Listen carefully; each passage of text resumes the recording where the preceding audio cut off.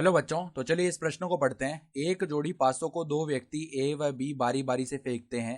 पहला व्यक्ति पासे फेंकता है तथा दोनों पर कुल 9 आने पर वह विजेता घोषित कर दिया जाएगा। यदि पहले ए पासों को फेंकता है तब बी के विजय होने की प्रायिकता है। तो यहाँ पे देखो, हमें चारों विकल्पों में से सही विकल्प का चयन करना है।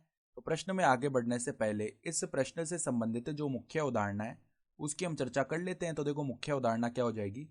किसी भी घटना यानी ए घटना के नहीं होने की प्रायिकता क्या होती है, एक माइनस में ए घटना होने की प्रायिकता। ठीक है, तो अब देखो ध्यान से, हमें क्या बोला गया है कि अगर एक जोड़ी पासा है और उसको दो व्यक्ति ए और बी फेंक रहे हैं। पहला व्यक्ति पासे को फेंकता है और दोनों पासों पर अगर कुल 9 आने का मतलब क्या हो गया कि दोनों पासों पर जो अंक आ रहे हैं ना, उनका योग एन आ रहा है। ठीक है, उन पर अगर कुल 9 आ जाए तो वह विजेता घोषित कर दिया जाएगा। यदि पहले ए पासे को फेंक रहा है तब हमें बी के विजय होने की प्रायिकता बतानी है। सही है, तो अब देखो ध्यान से हम कैसे करेंगे। 9 योग कैसे आ सकता है। देखो, 9 योग आना किस प्रकार से संभव है। या तो क्या हो, देखो पहले पासे पर आ जाए 6 और दूसरे पासे पर आ जाए 3। ठीक है, या क्या हो सकता है पहले पासे पर आ जाए 5, दूसरे पासे पर 4 आ जाए। या क्या हो सकता है कि देखो यहाँ पर कि पहले पासे पर 3 आ जाए, दूसरे पासे पर 6 आ जाए। और क्या हो सकता है कि पहले पासे पर 4 आ जाए, दूसरे पासे पर 5 आ जाए। तो केवल यही संभव क्या है, स्थितियाँ हैं जहाँ पर 9 योग आ सकता है। ठीक है, तो अगर 9 योग आने की प्रायिकता देखें ना हम, ठीक है, तो 9 योग आने की प्रायिकता प्रायिकता 9 योग आना बराबर में देखो क्या आएगी। अनुकूल परिणाम कितने हैं हमारे, 1 2 3 4 परिणाम है अनुकूल, बट्टा में कुल परिणाम। देखो, एक जोड़ी पासों को उछालेंगे यानी दो पासों को उछाला ना हमने, तो कुल कुल मिला के 6 गुणा 6 यानी कि 36 परिणाम बन सकते हैं। तो 4/36 यानी कि आ गया 1/9। सही है, अब देखो ये तो आ गया 9 योग आना। अब देखो 9 योग ना आना, इसकी प्रायिकता देखेंगे ना। 9 योग ना आना, इसकी अगर हम प्रायिकता लिखेंगे तो वो क्या आ जाएगा, 1 माइनस में 9 योग आने की प्रायिकता 1/9 है। तो ये कितनी आ जाएगी हमारे पास में, 9 माइनस 1 यानी कि 8/9 आ चुकी है। सही है, तो अब हमें क्या बोला गया है कि ए जो है ना वो पहले पासों को फेंकता है, तो हमें बी के विजय होने की प्रायिकता बतानी है। तो देखो यहाँ पर अभिष्ट प्रायिकता लिखते हैं हम। अभिष्ट प्रायिकता लिखने से पहले हमें कुछ समझना पड़ेगा, ध्यान रखना है यहाँ पे। हमें ये तो बता दिया है कि ए पहले पासे को फेंक रहा है। तो मान लो ए ने पहले पासे को फेंका और हमें बी के विजय होने की प्रायिकता बतानी है ना। तो ए अगर पासे को फेंक रहा है तो उसके 9 नहीं आया होगा, तभी तो बी जीतेगा। ठीक है, तो बी जीत गया। फिर ऐसा हो सकता है, देखो यहाँ पे या क्या हो सकता है, या कि ए ने पासे को फेंका, 9 नहीं आया। बी ने पासे को फेंका, 9 नहीं आया। फिर ए ने वापस पासे को फेंका, 9 नहीं आया। फिर बी ने पासे को फेंका, 9 आ गया। ऐसा हो सकता है। या क्या हो सकता है, मतलब यहाँ भी बी जीत गया ना और ए ने चालू किया था फेंकना। फिर देखो ए ने पासा फेंका, 9 नहीं आया। फिर बी ने पासा फेंका, 9 नहीं आया। फिर ए ने वापस पासा फेंका, 9 नहीं आया। बी ने पासा फेंका, अब भी 9 नहीं आया।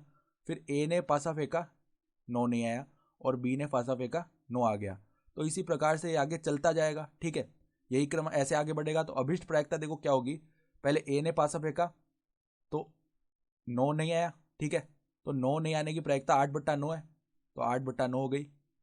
गुणा में देखो बी ने पासा फेंका और 9 आ गया, तो 9 आने की प्रायिकता 1/9 है। सही है, ये हो गया एक। तो प्लस में देखो ए ने पासा फेंका, 9 नहीं आया यानी 8/9। फिर देखो बी ने पासा फेंका तो हमारे पास में क्या हुआ, तब भी 9 नहीं आया।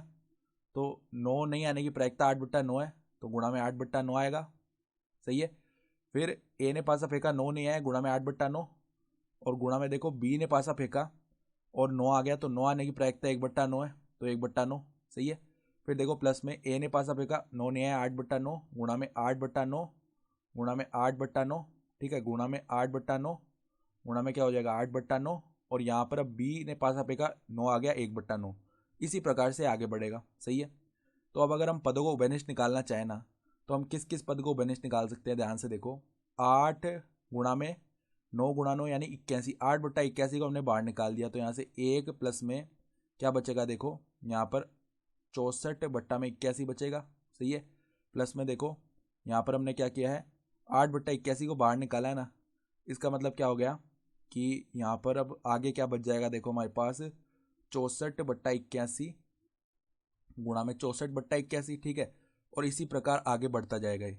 तो ये तो देखो अंदर एक अनंत गुणोत्तर श्रेणी बनेगी। ठीक है, तो 8/81 अनंत गुणोत्तर श्रेणी बनी। इसका पहला पद क्या है, 1 है, और इसका सार्वंत्र 64/81 है। ठीक है, तो इसके योग का सूत्र क्या होता है, a/1 -r।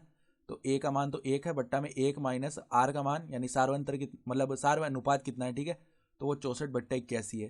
तो यहाँ पे देखो अब इसका मान निकाल लो, ये यहाँ पे गुणा है 8/81, तो नीचे तो देखो 81 माइनस 64 17 हो गया, और ऊपर आ जाएगा 81 और नीचे आ गया 17, तो 81 से 81 विभाजित हो गया, तो 8/17 हमारी अभिष्ट प्रायिकता हो गई। यानी विकल्प देखोगे तो विकल्प बी जो है ना 8/17 हमारा सही विकल्प आ रहा है। तो आशा करता हूँ कि आपको ये प्रश्न समझ में आया होगा। धन्यवाद।